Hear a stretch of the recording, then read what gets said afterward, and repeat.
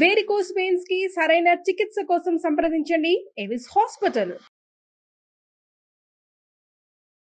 మందం మందం మధుర నినదైః వేణుమాపూరయంతం బృందం బృందావన భువి గవాం చారయంతం చరంతం ఛందోభాగే సతమఖమఖధ్వంసినాం దానవానాం హంతారం తం కథయ రసనే గోపకన్యా భుజంగం. భాగవత కథాసుధ తర్వాత భాగంలోకి వచ్చాం. బలరామకృష్ణులు ఇద్దరు తమ గురువైన సాందీపని ఋషి యొక్క కుమారుణ్ణి యముని సదనానికి వెళ్ళి మరీ ఆయనకి తెచ్చి అప్పచెప్పారు గురుదక్షిణగా. ఆ తర్వాత తమ విద్యాభ్యాసం పూర్తయిపోయిందని భావించుకుని గురువుతోటి వీడ్కోలు చెప్పించుకుని వీళ్ళు ఏం చేశారు, ఒక రథం ఎక్కి ఇంటికి వెళ్ళిపోయారు. అయితే మధురా నగరానికి వచ్చేసిన తర్వాత మధురా నగరంలో ఉన్నటువంటి ప్రజలంతా తాము కోల్పోయిన ధనాన్ని మళ్ళీ పొందినంత సంతోషించారట అంతా.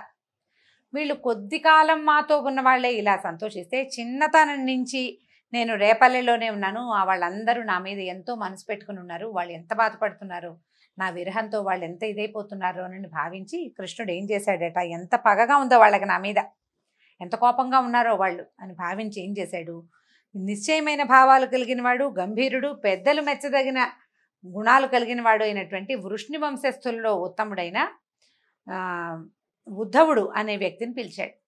కృష్ణుడికి అతనితోటి స్నేహం ఉంది, బంధుత్వం ఉంది.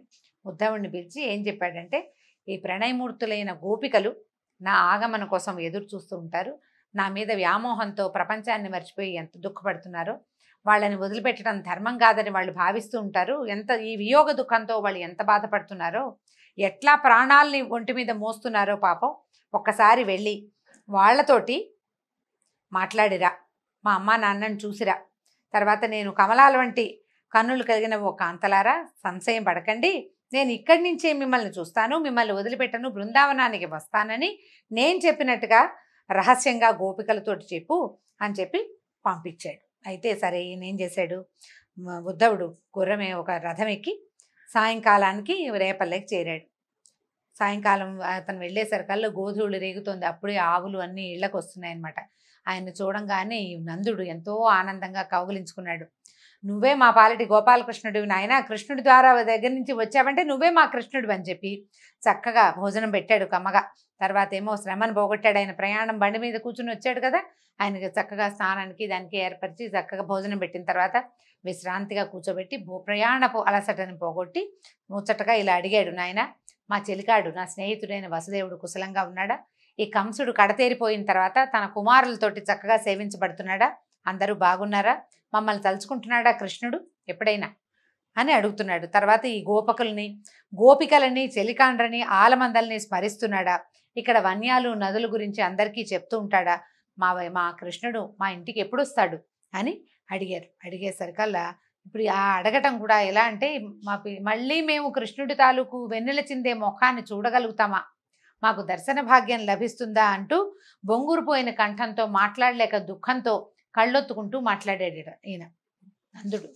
పక్కనే కూర్చున్న యశోదాదేవి కుమారుని గురించి చెప్తుంటే ఇలా కుమారుడు ముఖము వెన్నెల అలా చెప్తుండేసరికల్లా ఆవిడ సంతోషము దుఃఖము రెండూ పట్టలేక కళ్ళ వెంట నీళ్లు కారుస్తూ తన కొడుకుని ఎప్పుడు చూస్తానో అన్న ఉద్వేగంతో దుఃఖిస్తూ యశోదాదేవి పక్కనే కూర్చునిండిపోయిందట.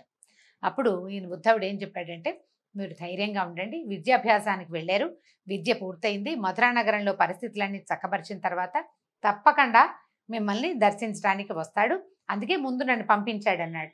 పైగా వాళ్ళు సామాన్య మానవులు కాదు, మోక్షాధినేత అయినటువంటి మహావిష్ణువు భూభారం తగ్గించడానికి బలరామకృష్ణుల అవతారంలో జన్మించాడు. ఆయన ఇక్కడ అన్ని చోట్ల పరిస్థితులను చక్కబరిస్తే గానీ కుదరదు, మీ దగ్గర ఉన్నప్పుడు ఇక్కడికి వచ్చే రాక్షసులందరినీ సంహరించి భూభారం తగ్గించాడు, అక్కడ కూడా అదే పని చేస్తాడు. పైగా ఆయన ఏంటంటే నారాయణుడు అన్ని ప్రాణులలోనూ ఉంటాడు, ప్రతి ప్రాణిలోనూ ఉండే జీవాంశగా ఆయనే ఉంటాడు. కాబట్టి మీరు అటువంటి వాడిని, అటువంటి మహానుభావుడిని కుమారుడిగా భావించి మనసు నిలిపి సేవించారు. అమిత ముద్దు అతి గారాభంగా ఆయన మాటే చెల్లేటట్టుగా సేవించారు. పరమ ధన్యులు మీరు, మీలాంటి ధన్యత ఎవ్వరికి కన్నా దేవకీ వసుదేవులకు కూడా మీలాంటి ధన్యత్వం చెందదు, అది మీకు ఎవరికి దొరకదు. పైగా ఏమిటి భగవంతుడు ఎటువంటి వాడు, ఆయనకి అమ్మా నాన్న భార్య స్నేహితుడు చుట్టము విరోధి ఇష్టడు అయిష్టడు అంటూ ఎవ్వరూ లేరు, భగవంతుడికి అంతా ఒకటే.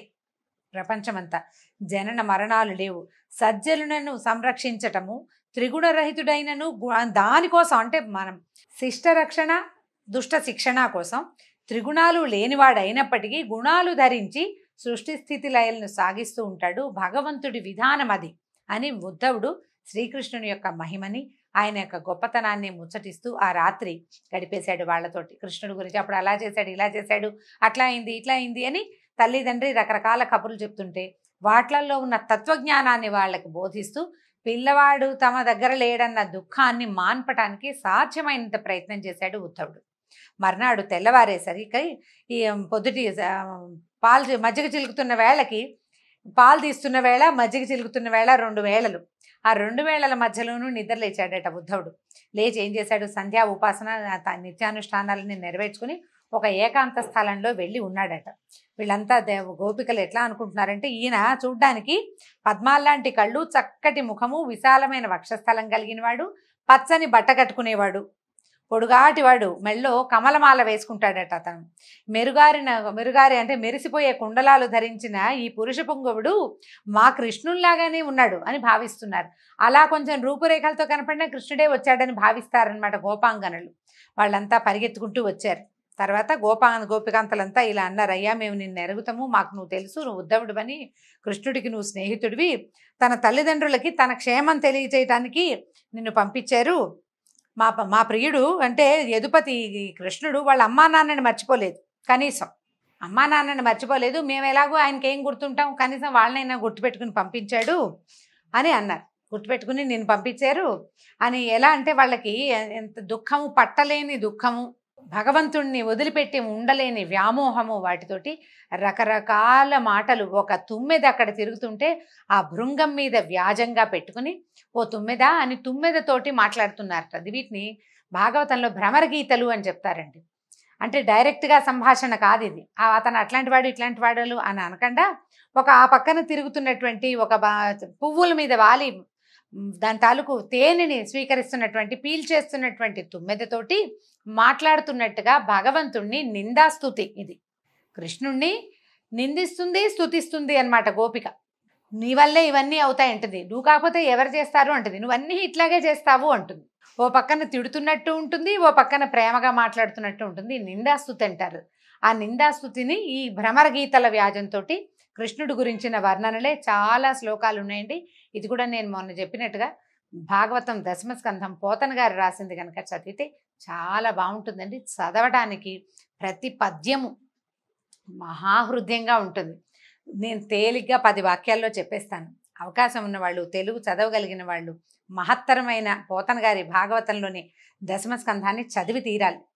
చదివి తెలుసుకుంటే ఇంకా బాగుంటుంది. అయితే ఏం చెప్తున్నారు, నువ్వు ఓ మధుప, నువ్వు మాకు మన దగ్గరికి రావద్దు, మమ్మల్ని ముట్టుకోవద్దు, మధురాపుర కాంతలందరి వెనకాల తిరుగుతూ ఉండుంటావు, నువ్వు మధురాపురంలో ఉన్న అమ్మాయిల వెనకాల, నువ్వు మా దగ్గరికి ఎందుకు వస్తావు, మా దగ్గరికి రావద్దు అంటారు. అంటే కృష్ణుడిని అంటున్నారనమాట. అట్లా ఇలా ఎన్ని రకాల మాటలతోటో నీ సంగీతము, నీ నాట్యము, నీ సొగసు అంతా మధురాపురంలోనే ప్రదర్శించు, మాకెందుకు, మేము పల్లెటూరు వాళ్ళం, పట్టణంలో ఉంటున్నావు, నువ్వు నగరంలో ఉన్నావు కదా, వాళ్ళకి చూపించమంటారు. పైగా నీలాంటివి, నీ కనుబొమ్మలకి, నీ కదలికలకి, నీ వేషాలకి లొంగిపోని వాళ్ళు ఎక్కడైనా ఉన్నారా? మర్త్యలోకంలో కానీ, పాతాళ లోకంలో కానీ, స్వర్గలోకంలో కానీ ఎక్కడా లేరు. అందరూ నీ వెనకాల పడేవాళ్లే కదా, నీకు మేమెందుకు అంటారు. ఇప్పుడు ఎలా చెప్తున్నారు, ఓ పక్కన నువ్వు చాలా గొప్పవాడివి అని చెప్తూ నువ్వు మాతో సరిగా ఉండట్లేదని అంటూ ఉంటారనమాట. ఇలా ఎన్ని మాటలో వీళ్ళు మాట్లాడిన మాటలన్నీ ఉద్ధవుడు ప్రతి వాక్యము చెవిని వేసుకున్నాడు. ఒక్కొక్క గోపిక కృష్ణుడి పట్ల ఎంత ప్రీతి, ఎంత మోహము, ఎంత వదలలేని వియోగాన్ని వాళ్ళు ఏ రకంగా బాధపడుతున్నారో, ఎట్లా మనసు వాళ్ళకి భగవంతుడి పట్ల లయమై ఉందో ప్రతి వాక్యాన్ని ఉద్ధవుడు విని విని విని తెలుసుకున్నాడనమాట. ఒక్క వాక్యం కూడా వదిలిపెట్టలేదు. వాటన్నిటిని విని ఇది జ్ఞాపకం పెట్టుకున్నాడు. చెప్పాడనమాట. తర్వాత వెళ్ళాక కృష్ణుడికి ఇలా చెప్తున్నాడు, చుట్టాలని, సుతులని, భర్తలను, అన్నదమ్ములను, తల్లిదండ్రులను కామాంధత్వంతో వదిలిపెట్టేసి భగవంతుడినే శరణుజొచ్చాము, అంటే నిన్నే శరణుజొచ్చాము. ఇట్లా మమ్మల్ని విరహసాగరం మీద తోసేసి ఈ రకంగా మా దగ్గరికి రాకపోవడం న్యాయం కాదని ఏలిక అయిన కృష్ణుడికి పాద ప్రమాణం చేసి చెప్పమని చెప్తున్నారు. తర్వాత ఇంకా ఎన్నో, అసలు ఒక్కొక్క పద్యము చదువుతున్న కొద్దీ గొప్ప సంతోషంగా ఉంటుందండి. ఇట్లా నానా ప్రకారాలుగా శ్రీకృష్ణ సందర్శనమునందు ఆశగా ఉన్నటువంటి ఈ గోపకాంతలు మాట్లాడే మాటలన్నీ ఉద్ధవుడు విన్నాడు. వీళ్ళకి ఏంటంటే ఊహించుకోగలరు. సంవత్సరాల తరబడి కృష్ణుడితోటి కలిసి పెరిగిన వాళ్ళు, అతన్ని చూస్తూ పెరిగిన వాళ్ళు, అతన్ని తమ కంటి ముందు పెరిగిన వాళ్ళు కూడా చాలామంది ఉన్నారు. వాళ్ళకు ఊహ తెలుసు. కళ్ళు మూసుకుంటే వాళ్ళకి కృష్ణ రూపం కనిపిస్తుంది, అది ప్రత్యక్షంగా దర్శనం కావటం లేదన్న దుఃఖంతో ఉన్నారనమాట. ఇవన్నీ విని జపము, తపము, దానము, హోమము, ఆత్మనిగ్రహము, వేదాధ్యయనము మొదలగు వాటితోటి నేర్పరులైన వాళ్ళు కూడా ఏ పరమేశ్వరుణ్ణి తమ మనసుల్లో ప్రయత్నించి కూడా నిలుపుకోలేకపోతారో అట్టి మహామహిమోపేతుడు జగదధీశ్వరుడు అయినటువంటి శ్రీకృష్ణుని మీద మీకు నిరంతరం దృఢమైన ధ్యానం ఈ విధంగా నెలకొంది. అవురా, మీ సంగతి చాలా ఆశ్చర్యంగా ఉందమ్మా. ఋషులు మునులు కూడా ఈ రూపాన్ని ఇంత స్పష్టంగా ధ్యానం చేసి మనసులో నిలుపుకోలేకపోతారు. మిమ్మల్ని గురించి చెప్పడానికి కూడా నాకు ఏ మాటలు రావటం లేదు. కానీ మీరు సావధానంగా వినండి. మీ దగ్గరికి పంపించేటప్పుడు కృష్ణుడు ఏమన్నాడో నేను చెప్తాను, సావధానంగా వినండి అన్నాడు. ఏం చెప్పాడంటే, ఓ రమణీమణులారా, నేను సమస్త కార్యములకు ముఖ్య కారణమై ఉన్నాను. అంటే ప్రపంచంలో ఉన్న ప్రతి కార్యానికి నేనే కారణాన్ని అని చెప్తున్నాడు. భగవద్గీతేనండి ఇది, అర్థం చేసుకోవాలంతే. నా ఎడబాటు మీకు కలుగదు. స్థావర జంగమాత్మకములైనటువంటి సకల ప్రాణులలో పృథివ్యప్తేజో వాయువాకాశములనే పంచమహాభూతాలు ఉండే విధంగా నేను మనసునకు, పంచ ప్రాణములకు, బుద్ధికి, ఇంద్రియ వృత్తులైన శబ్ద స్పర్శ రూప రస గంధాలకు, జ్ఞాన కర్మేంద్రియాలకు ఆధారభూతుడనై ఉన్నాను. నాయందే నా సంకల్ప మహిమతో నాలో సూక్ష్మరూపమున అణిగి ఉన్న చరాచర ప్రపంచాన్ని స్థూల రూపంతో సృజిస్తాను, రక్షిస్తాను, నశింపజేస్తాను. స్వరూపము చేత నిర్మలుడు జ్ఞానస్వరూపుడు అయినటువంటి జీవునకు ప్రపంచ స్వరూపము సత్వాది గుణములు లేదా భూతేంద్రియ గుణాలతోటి కలుగుతోంది. మాయాకార్యములైన జాగ్రత్త స్వప్న సుషుప్తులనే మనోవృత్తులందు అతడు దేవమనుష్యాది రూపములలో తోచుతున్నాడు. నిదురించి మేల్కొన్నవాడు తాను స్వప్నంలో చూసిందెల్లా అసత్యమని భావించినట్లుగా తత్వవేత్త మనసనే పదార్థంతో శబ్దస్పర్శాది సకల విషయాలను దృఢంగా నిరోధించి తనకన్నా భిన్నంగా ప్రపంచం లేదని చెప్తాడు. ఆ మనసును పండితులు వేసట చెందక అరికట్టగా అటుపై భేదభావము పొడజూపదు. కాబట్టి నేను ప్రతి చోట ఉంటాను. మీకు కలుగుతున్న ఈ వ్యామోహము, వియోగ దుఃఖము నా వల్లే కలుగుతున్నాయి, అది నేనే. నా యందు కలుగుతున్నాయని మీరు భావిస్తున్నారు, కానీ ఆ వేదన కూడా నేనేను అని చెప్తున్నాడు భగవంతుడు. కాబట్టి నదులన్నీ కదిలి చివరికి కడలిని చేరునట్లుగా ఆత్మానాత్మ విచార రూపమైన సాంఖ్యము, యమ నియమాధికములైన అష్టాంగ యోగము, వేదము, సత్యము, తపము, ఇంద్రియ నిగ్రహమైన దమము, ఇవన్నీ ఒక మనోనిగ్రహంలోనే పరిసమాప్తి చెందుతాయి. కాబట్టి స్త్రీలు ఏం చేస్తారట, సమీపంలో ఉన్న వాళ్ళకంటే దూరంగా ఉన్న వాళ్ళ మీద తహతహపాటు చిత్తములందు అనురక్తి కలిగి ఉంటారు. రోజు మనతో ఉండే వాళ్ళకంటే అప్పుడప్పుడు ఫోన్లో మాట్లాడే వాళ్ళ పట్ల ఎక్కువ ఆసక్తికరంగా ఉంటుందని చెప్తున్నారు. కాబట్టి మీరెప్పుడూ దూరంగా ఉండే భగవంతుడి మీద దృష్టి పెట్టుకుని స్మరిస్తూ ఉండండి. మీకు దూరంలో ఉన్నానని భయపడద్దు, నిరంతరము ధ్యానంతో మీరు నన్ను పొందగలుగుతారు అని చెప్పి కృష్ణుడు చెప్పాడని ఉద్ధవుడు చెప్పాడండి. ఈ కృష్ణుడు ఉద్ధవుడు చేత చేసినటువంటి ఈ కబురు గోపికలకు కాదు, మానవులకి, మనుషులకి. ఇది నేనేనన్న భ్రమలో ఉండకండి. ఈ నేను అన్న భావనే నేనని భగవంతుడు చెప్తున్నాడు. ఈ మన శరీరాల్లో ఇవి మన చేసే ప్రతి క్రియ, ప్రతి విషయము, ప్రతిదీ భగవంతుని వల్లే జరుగుతుంది. ప్రతిదీ భగవన్నియామకం వల్ల జరిగేదే తప్ప మానవులకి ఏదీ లేదు. తర్వాత మళ్ళీ ఇవన్నీ కలిసి తమ తాలూకు పెద్ద స్వరూపమైన పరమాత్మలోకి చేరిపోయేవే అని చెప్పేసరికల్లా వీళ్ళంతా కొంచెం సర్దుకున్నారు.